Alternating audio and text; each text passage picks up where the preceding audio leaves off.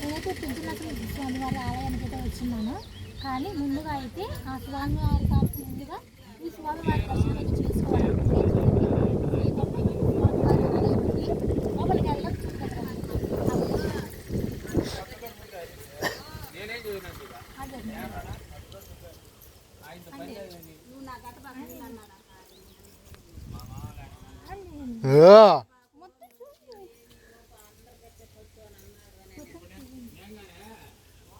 స్వామివారి ఆలయం అండి.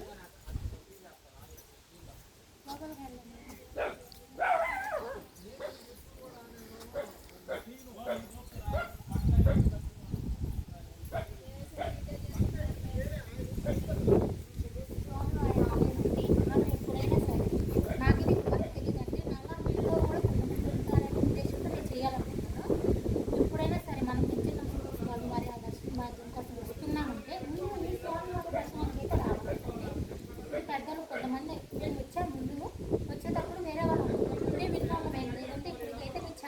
వచ్చాను పెంచిన కొడుకు ఈ స్వామి దగ్గరికి అయితే రాలేదు. ఇక ఫస్ట్ టైం అది అనుకుంటుంటే విన్నాను. అవునా కాదని మా వారిని అడిగితే నిజమేను అన్నారు.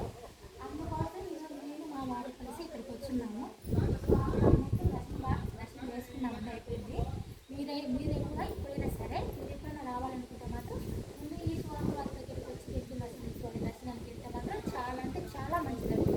స్వామి వారిని పెద్దాం.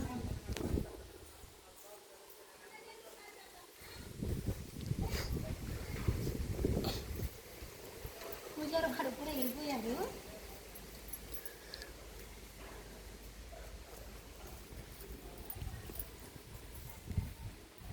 స్వామివారు చూడండి ఎంత ఘనంగా ఉన్నారో. చాలా అంటే చాలా బాగున్నారండి. మేము వచ్చినప్పుడు అయితే పూజారి వారు ఉన్నారండి, కానీ అప్పుడు తీయలేదు వీడియో అయితే నేను. కానీ మళ్ళీ తరువాత అనిపించింది నాలా చాలామంది తెలియని వాళ్ళు ఉంటారు కదా, ఇలా వెళ్ళాలి ముందు ఇక్కడికి అని తెలియని వాళ్ళు ఉంటారు కదా. ఇప్పుడు నాకైతే నిజంగా తెలియదండి. ఫస్ట్ ఈరోజే తెలిసింది, అందుకే ముందుగా ఇక్కడికే వచ్చున్నాం మేము. అలా నాలా మీలో ఎవరో కొంతమంది అయినా ఉంటారనే ఉద్దేశంతో ఈ వీడియో చేస్తున్నాను. మీకు అందరికైతే ఉపయోగపడితే మాత్రం లైక్ చేయండి. ఉపయోగపడుతుందని ఆశిస్తున్నాను నేను కూడా. చూడండి స్వామివారి గుడి.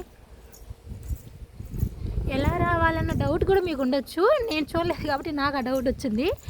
మనం పెంచిన నరసింహ స్వామి వారి ఆలయానికి వెళ్ళే దోవ ఉంది కదండి, ఆ దోవకి ఎదురుగా వేరే ఇంకొక దోవ ఉందండి. ఆ దోవ నుంచి కొద్ది దూరం వస్తేనే స్వామివారి ఆలయం తెలిసిపోతుందండి. లేదంటే అక్కడ ఎవరిని అడిగినా కూడా చెప్తారు. చూడండి స్వామివారి ఆలయం చుట్టూ. ఇక్కడ కూడా వేరే ఒక స్వామి ఉన్నారండి, నాకు తెలియదు ఆయన ఏ స్వామి. వాతావరణం కూడా చాలా బాగుందండి చుట్టూ కూడా.